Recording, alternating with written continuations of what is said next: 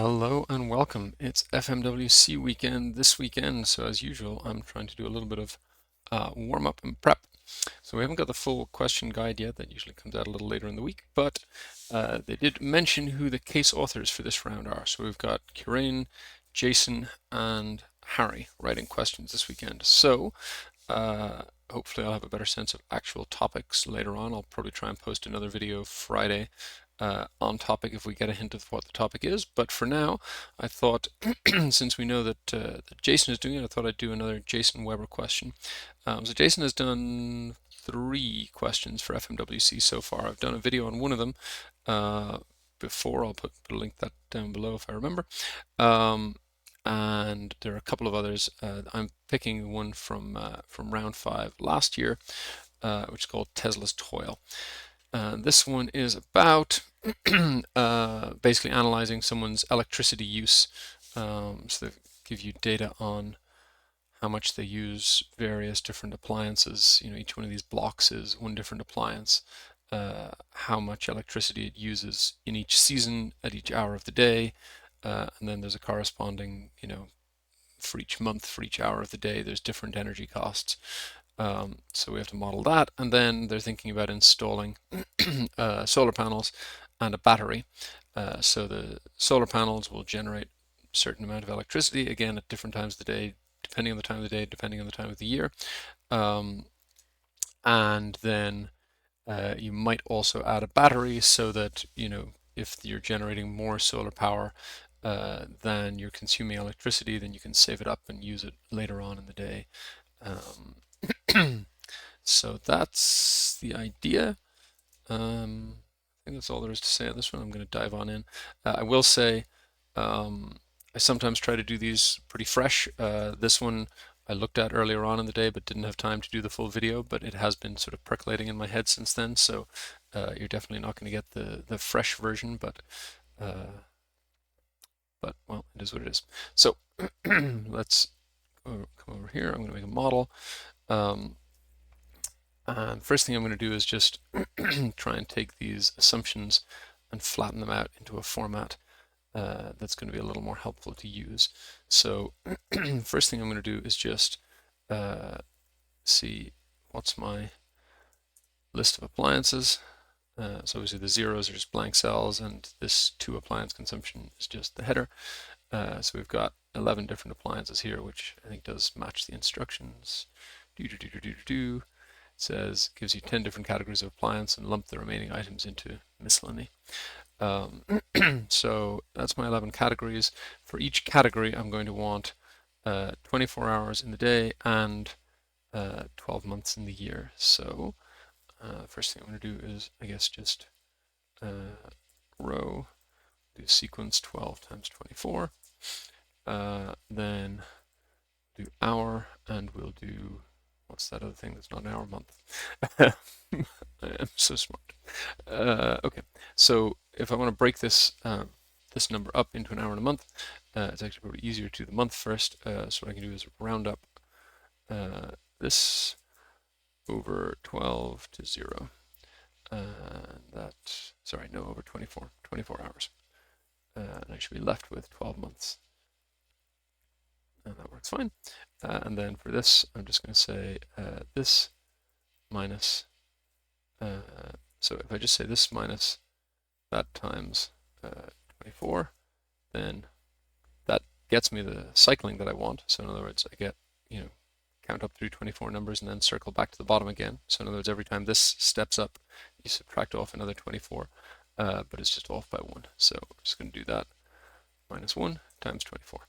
So now I've got hours counting 1 to 24, months counting 1 to 12.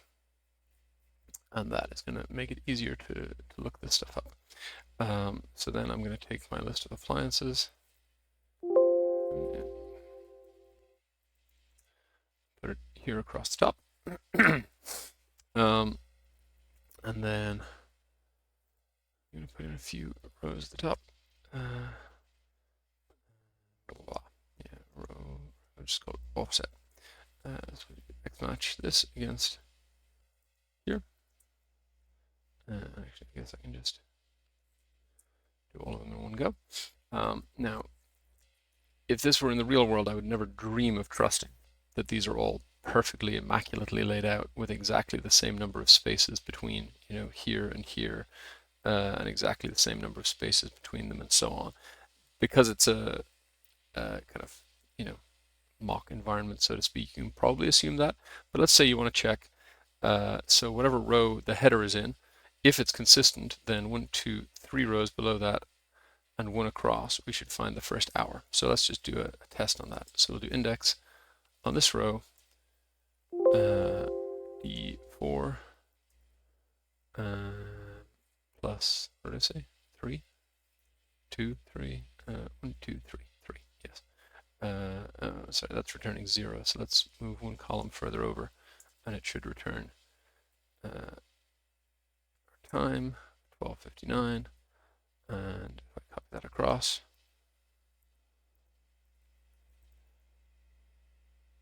oh, sorry, no, because I need to lock columns here. So I'm going to look in the same column for everyone. And then, sure enough, it is returning 12:59 for all of those. And let's just be extra careful and do plus 23. Does it get me to the end of the day? It does. So that gives me some comfort. It's certainly enough comfort in a test condition.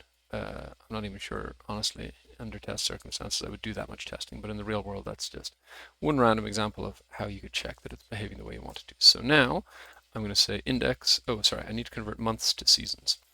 And I guess I'm going to put in, just for ease of reference, so this is the hour number, but let's put in, so hour 1 is actually the hour that goes from 0 to 0:59. So I'm just going to put in time of this minus 1, and no minutes or seconds. And let's just take this format because I prefer it.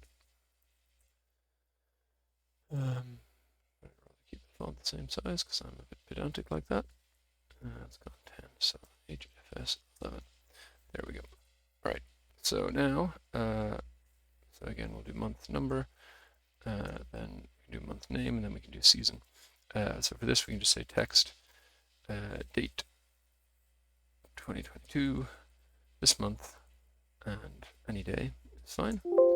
Sorry, we need to give a text format, so something like, sorry, not day, month. Or let me see. We've actually got full month names here in the season to month mappings. So, so I'll do full month names. Okay. Now, you got a bit of a funny thing here. So it mentions in the case write-up somewhere, yes, that we're in the southern hemisphere. So summer starts in December, winter starts in June. But that's fine because we've got a nice clear lookup table here. It says autumn/fall runs from March to May, winter runs from June to August, and so on. The question is, how can you make this into a useful lookup table? If you have the case, the official solution has one nice approach, which is based on doing something like this to convert them into dates and then using that for a lookup. I'm going to show you a totally different way, which is, for each season we've got 2 months listed. There's one other in the middle, so I'm just going to add to, from, and middle. So in between March and May we've got April, in between June and August we've got July, in between September and November we've got October, and in between December and February we've got January.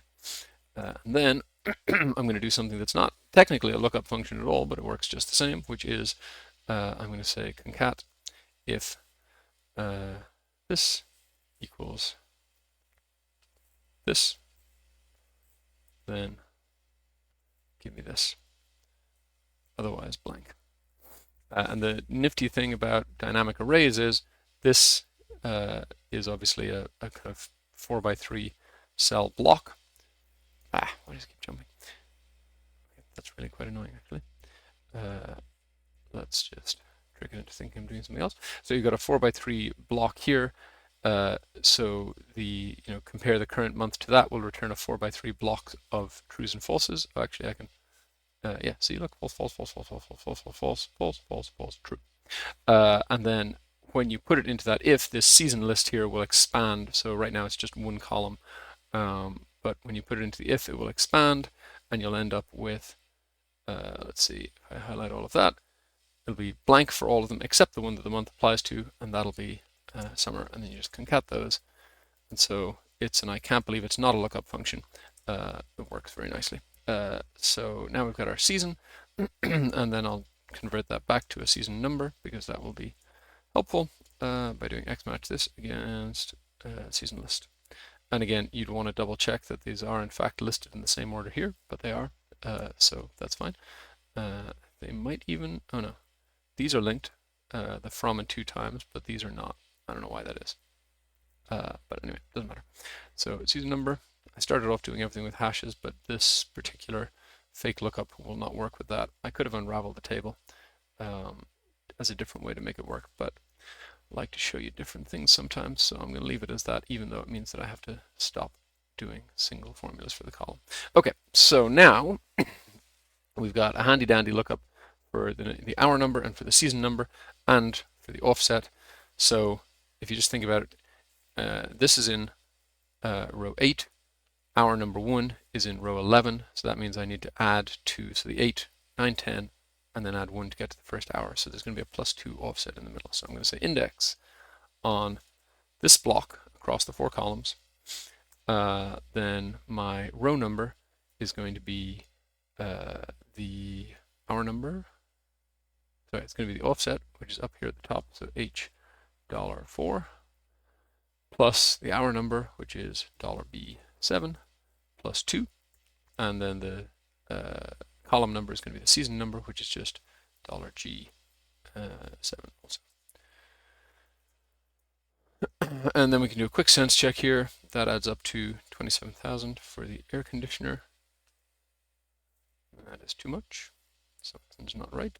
Oh, sorry. Yeah, that's because I've got 12 different months and this is only 4 seasons. So yes, if you repeat each of these 3 times, I think my my status bar showing the sum is out of the range. But anyway, the status bar showing the sum says these sum to 9,000, and you repeat each of those 3 times, that gets the 27,000 that I have here. So that checks out. So then let's copy across and down. Okay. And I'm just going to format that with a comma. Okay. So now let's, oh yeah, actually, one other thing here. There's a bunch of questions in here that involve, you know, whatever, in the month of August, in the month of April, in the month of February. You can deal with that by making a bunch of kind of summary data tables here. The way I actually prefer to deal with it in a situation like this where you're just kind of quickly looking for answers is to just, as I go along, filter to, okay, I'm looking at August now, or I'm looking at month 8, or I'm looking at whatever season or whatever, and then to just do subtotals at the top. So this is total, and what am I even measuring here? I'm measuring watt hours, I think. Yes, watt hours for the electricity use. So total watt hours, 1 day. And that's just going to be subtotal 109. I'm using subtotal rather than sum because subtotal ignores filtered rows. So well, I'll show you what that looks like in a second. So that's the 27,000 that I mentioned a second ago. Copy this across. And now let's say for a second that I'm only interested in April. Then I filter, and now these sums are only what relates to the month of April. So handy formula for that. The other thing that I'm going to add to this, just to kind of really boost it up, is what I'd like to be able to do is, so I've got, like, these are the values for 1 day, but I also want to be able to figure out the total for the month, which is going to be different for each month depending on the number of days. So first I'm going to put in number of days in month, and for that I'm going to do day of date. So I'm going to do 2022. The instructions mention, because there's not a year specified, that we should assume a 28-day February. So I'm just going to pick any year that is not a leap year. It's actually 2023, works just fine for that.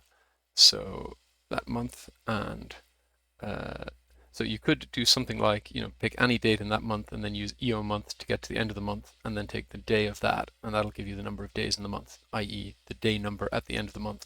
Or if you know the date function and some of its idiosyncrasies, you can do a little trick, which is if I do month plus 1 comma 0, you're basically saying one day before the first day of the next month, which is equivalent to saying the last day of this month.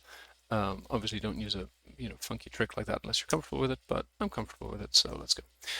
So we got 31 in January, 28 in February, 31 in March, 30 in April, and so on.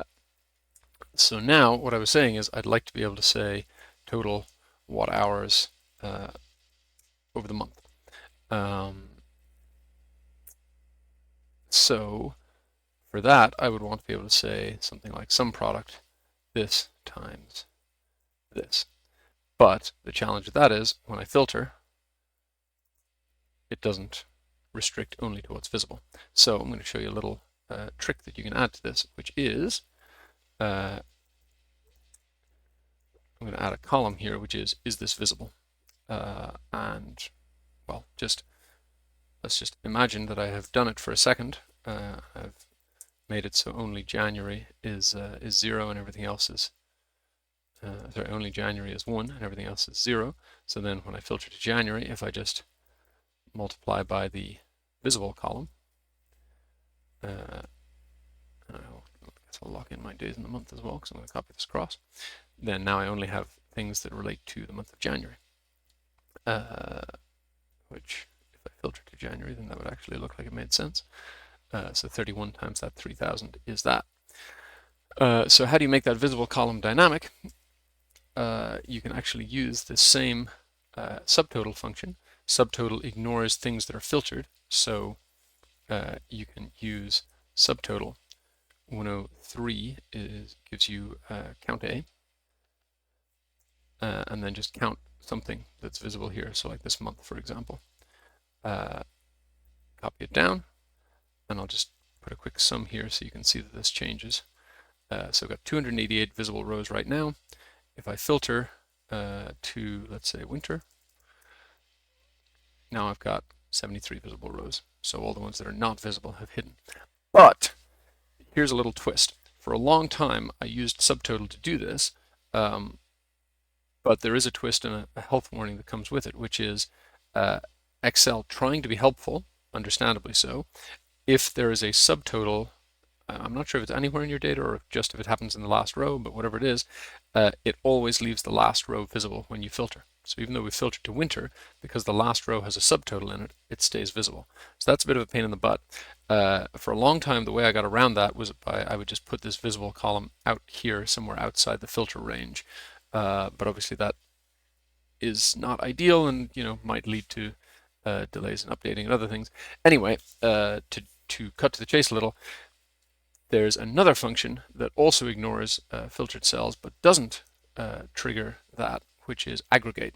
So if you do the exact same thing with aggregate, it's got a bunch of other options as well, but I'm just going to go with count A, and options, I just want to ignore hidden rows. And then my array is just that. So then I copy that down. Now if I filter to winter, there are only 72 visible rows because that extra summer row is gone. And so that's what I'm going to use as the basis for my visibility check. Okay, so that was all a little bit of a lengthy detour, but anyway, so that's my total watt hours per month. Then I'm also going to add in here the grid price, which again we're going to look up from here, and we've already got handy dandy hour number column and month number column, so that's super easy. We're just going to index on here, and the row number is going to be the hour number, which is $B9, and the column number is going to be the month number, which is $D9. Copy that down, and now we have our grid price, and so then we can also say, total dollars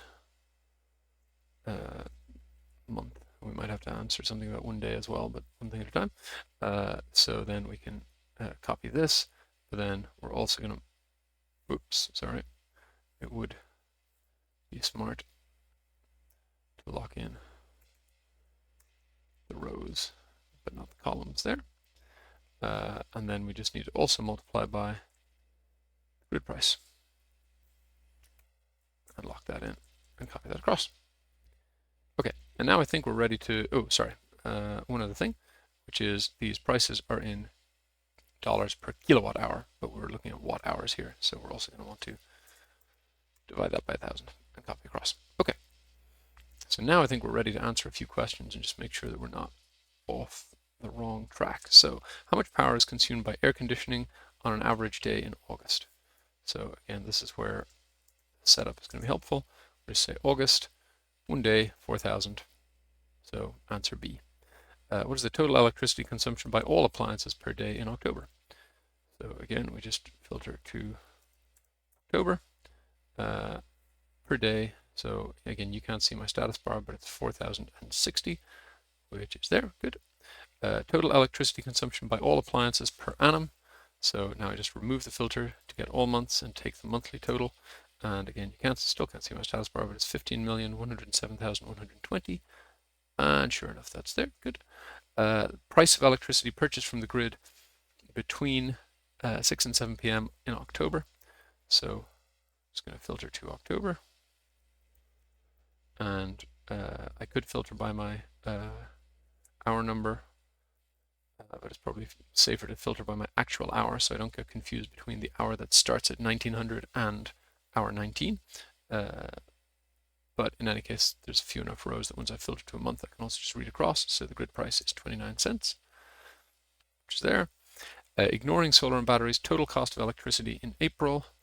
So I just need to,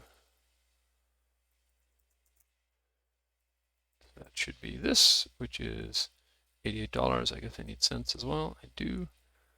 So $87.80, which is there. Good. And total cost of electricity for the year. And I guess I'm going to just put total over here and sum. So then I don't have to keep saying you can't see my status bar, but trust me. Yeah, that's fine. Slightly messy to leave this floating over here, but I don't care. Okay, so 17.99.20. Good. Okay, so now we got to start doing solar power. So that's our appliances. I think I'm going to, oops, sorry, move that down for a second, cut this, put it up here, just tidying up a little in my formatting. So I'll just put that right on top of there. But then what was I going to do? Oh yeah, I was going to just label this appliances, and I will center that across selection, and let's give it a bit of fill and make it 20 points. Okay. So now we'll go on and do solar. Let's just give that a label as well. Give it a different color. Okay, so what do we need to model for solar? First thing is going to be the generation, which is watt hours per, I don't even know what a kilowatt P stands for, but anyway, kilowatt capacity or something like that, doesn't matter. Okay, so we can call that generation profile, gen profile. And again, it's just going to be an index on here. We've already got numbers for the hours and the months, so just got to come get them, which is over here. I think it was B and D. Now we're in row 10 because I keep inserting rows. $D10. And there's none at that point, which is fine because there's only generation at some hours of the day. And these are all whole numbers, so I'll get rid of the decimal point. Okay, so that's the generation profile. Now we're told something about how big a thing he installs.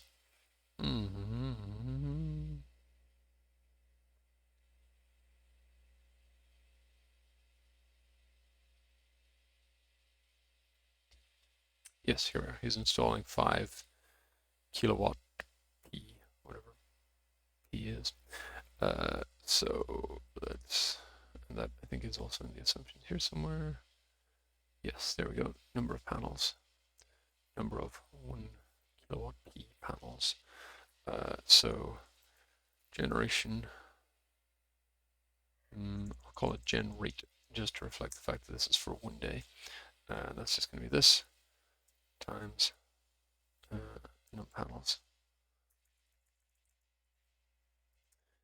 Now the model is actually set up with a solar on or off switch, but if you just kind of only use things out as far as here, then that's as good as having the solar switch off. So I'm not going to actually use the switch.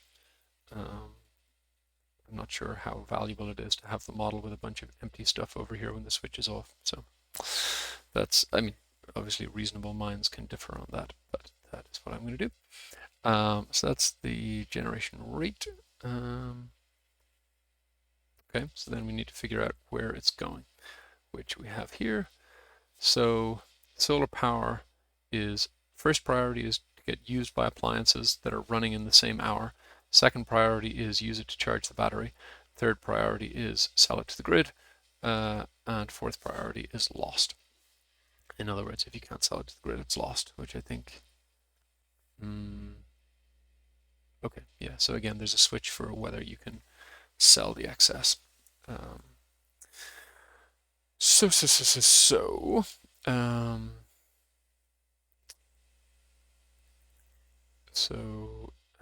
Used by appliances, and that's just going to be the min of this, and sorry, I really should have put in a total here.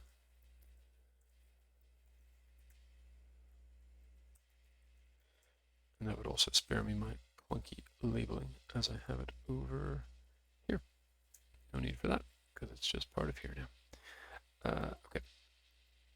So used by appliances is just the smaller of the total required and the total generated. In other words, you can't use more than you generate, but you also can't use more than the apps need. So that's used by the appliances. Then let's talk about the battery. So we're going to get a 10 kilowatt hour battery. It starts with 0 charge each day at midnight.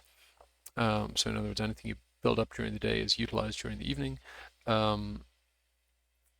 It will not charge and discharge in the same hour. In other words, if what you're generating is greater than what your appliances are using, the battery will charge. If what you're generating is less than what the appliances are using, it will discharge to fill in the gap. So the idea is if your solar power generates less than your appliances are using, then you use up the battery power until that's gone, and then only when that's used up, you draw from the grid. Battery is only charged using solar power. So in other words, in theory, you might be able to financially optimize by buying electricity from the grid during the night when it's cheaper and using it up from the battery during the day, but we're not doing that. And we're not seeking to optimize electricity, so we'll just, all of this stuff stays the same, and we're just going to say, when there's excess solar power, we charge the battery. When there's less solar power than we're using, we discharge the battery. So let's, I guess, do I want to give the battery? No, I'll just, solar plus battery can be one thing. So battery charge, or I guess I want to say available to charge battery, and that's going to be whatever you generate minus what's used by the apps. So in other words, here you're generating this much, but you're using up this much, so there's nothing to charge. Here you're generating 1500, you're only using 700, so there's a bit left over to charge. So then let's talk about the battery charge, and I'm going to start with just if hour equals 1, then 0, otherwise whatever is above. So in other words, again, it says it's discharged every night by midnight. So if you're in the first hour of the day, then nothing to carry over. Otherwise, that's what you carry over. So what you carry over plus the charge. And hang on, let me just, sorry, I realize I put in available to charge, but then I have not put in shortfall to discharge, which I also need. And that is going to be total here minus used by apps. So in other words, here you're generating some power, but not nearly as much as you're using. So if there's charge in the battery, you want to take up to that amount. Here you want to take up to that amount. Here you don't want to take anything because you're being fully covered. And again, you can see, just like the logic said about the battery only either charges or discharges in any given hour, only one of these columns is ever positive. And actually, am I overcomplicating this? Generation rate used by apps minus total. Smaller of these two. I feel like there's a simpler formula here that just says generation minus, whoops, which just combines these two, and we'll just call that max battery change. And that's then going to be subject to the limits of what the battery can hold. So first of all, we'll just say this plus charge, and then we need to make sure that it falls within the range of the battery size. So in other words, this is the charge the battery previously had, so 0 if it's the day before, otherwise the row above. And because we can ignore it on hour 1, we don't have to worry about the fact that it's pointing to something that's text. Add the change and then make sure that it falls within the range. And the range is, it has to be between 0 and 10 kilowatt hours, but we're doing everything else in watt hours, so we're just going to multiply by 1,000. And so here, we start off with an empty battery, we want to go negative, can't go negative. So all these times where the battery change is negative, it's negative. Then we start filling up the battery. We do that until the battery is full. We just make it to a full battery, and then we start discharging again. And sure enough, it's empty before the end of the day, and then we repeat that cycle every other day. So that is the battery charge. And just a quick thing on the logic of median here. I've talked about this before, but basically, if you, my stylus is gone, so I can't draw you a nifty picture of it. But anyway, if you think about 0 as the baseline, 10,000 as the top line on a chart, and then your would-be charge going anywhere from kind of negative all the way through to infinity. The median of those three is going to be, if that number falls within the valid range, i.e. between 0 and 10,000, then the median of the three is the one in the middle, which is that one. Otherwise, if the number is below 0, then the median is 0. If the number is above the max capacity, then the median is the max capacity. So median is just a handy way rather than, I mean, you can also do this with like a min and a max combined, but this is a kind of niftier way to do it. Okay, so then now that we have the battery charge, what we want to do is basically break down the generation into but like all of the steps here. So what gets used by the apps, what gets used by the appliances, what gets used to charge the battery, what gets sold back to the grid if that option is available. So so we've got used by apps already. So then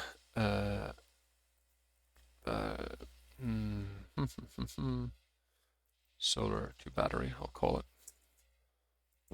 Solar to bat. And that's just going to be max of that minus that and 0. Which actually again is just the max of this and 0, isn't it? Is it? No, that's not correct. Never mind. I'm talking nonsense. So that's what goes to the battery, and then solar to grid should be what's generated minus what's used by the apps minus what's goes to the battery. And I'm just, I guess, gonna make that solid 0, just make it red to highlight that it's a different formula from the rest. So that's that, and then I also want to break down how the apps get charged. So in other words, we want to break this number down into what comes straight from solar, what comes from the battery, and what comes from the grid. So again, used by apps is what comes straight from solar. So then we want battery to apps, and then we want grid to apps. And across. So battery to apps is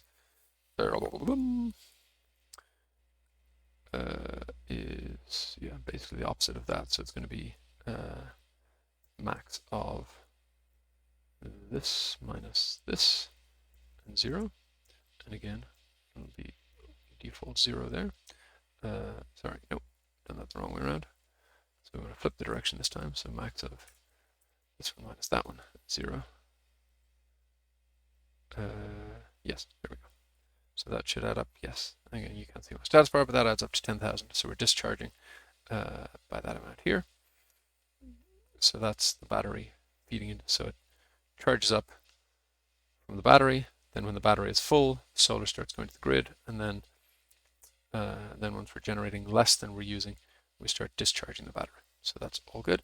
And then grid to apps, yes. So then grid to the appliances is the total use minus what comes directly from solar minus what comes from the battery. And this is what comes straight in from the grid. So you can see during the middle of the day when the solar generation is high and for a few hours after that while the battery discharges, we're not taking anything from the grid, but the rest of the time we are. Okay, so now we can say, sorry, we've already got the grid price over here. So then I think we sell back to the grid at half the price. So grid sell price must be this times solar selling discount and copy down. Okay, so then finally, we just want to do basically these same totals. I'm just going to put these in a corner and then update my freeze pane so that I can see those. How far across do I want to go? Go as far across as there. I'm going to get rid of my grid lines too because they're ugly. Okay, so now I think I'm going to take all of these. So this is solar to grid, and this is grid to appliances.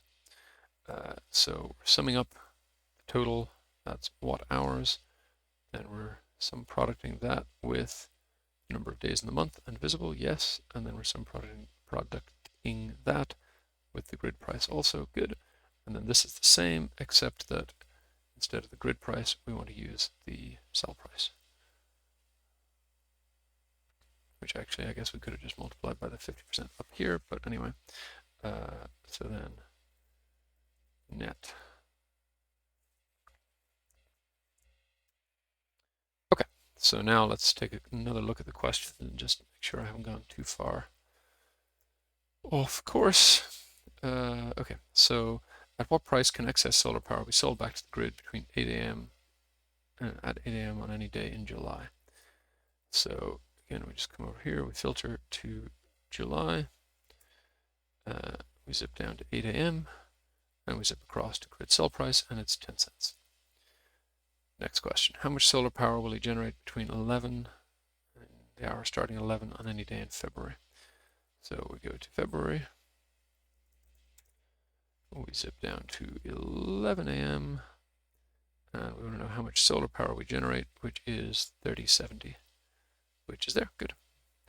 Okay, how much solar power over the entire year, all generation, including power used by appliances? Okay, so this is where we want to use this guy. This is multiplying by number of days in the month and by visible, yes. So, and over the entire year, that is 8669, 860. 866, yes, good, it's there. Okay. Ignoring the battery, how much solar power will be directly consumed by appliances on an average day? So again, average day, we'll bring that formula as well. Used by appliances, and we're interested in an average day in March. So that's going to be 8662. Yes, good. Ignoring the battery, how much solar power will be directly consumed by appliances over the entire year? Okay, so let's just remove the filter and go for this one. So 3394572. 3D, yes, good. How much solar power will be used to charge the battery for the month of July? Now these are kind of funny questions. I remember this. How much energy will be consumed from appliances? So the battery, if you scan down, gets fully charged on a day in January, it gets fully charged on a day in February, and fully charged on a day in March. It gets fully charged and fully discharged every day. So these are slightly funny questions because it's basically, okay, there are 31 days in July, so it's 31 or 310,000, and there are 28 days in February, so it's 280,000. Don't know. Those were, I guess, pretty easy marks. After adjusting for solar power and energy from the battery, but ignoring energy sold back to the grid, i.e. gross purchases, how much electricity will need to be purchased from the grid in May? So that's just, sorry, that's March. Let's try May. So total, that's solar to grid. This is from the grid to the appliances, 46. Is the question dollars? No, the question is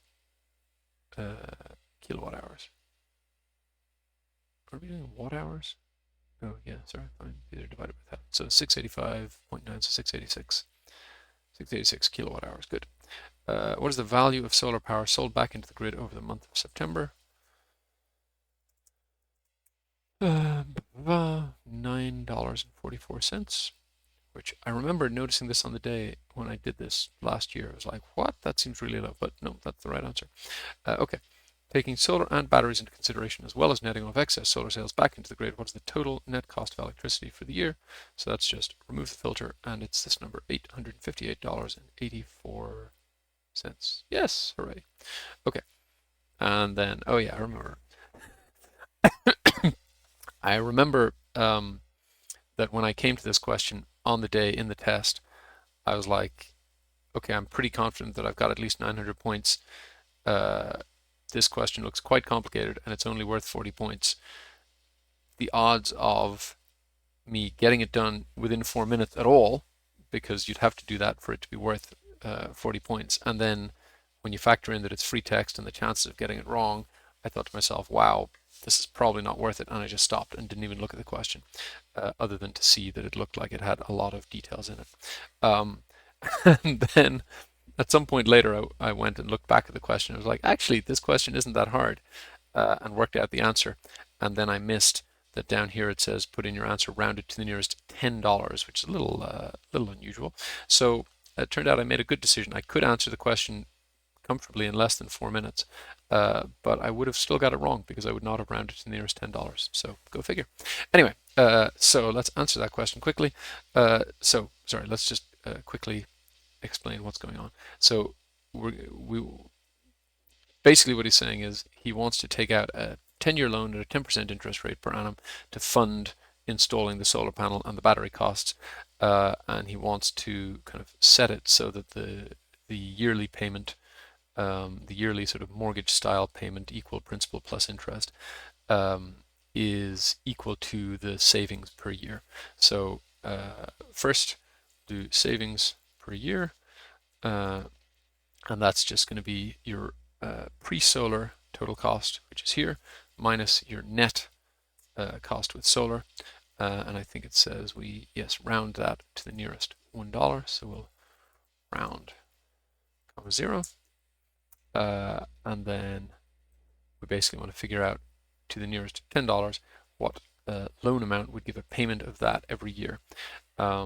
So I actually thought of this more kind of, so I basically thought of it as a PMT ratio. So if you calculate the PMT function, we're kind of trying to reverse the PMT function, but let's say we want to calculate the PMT function, 10% rate, number of periods is 10 years, and PV, let's just say the PV is 1, basically, or let's, sorry, say it's -1.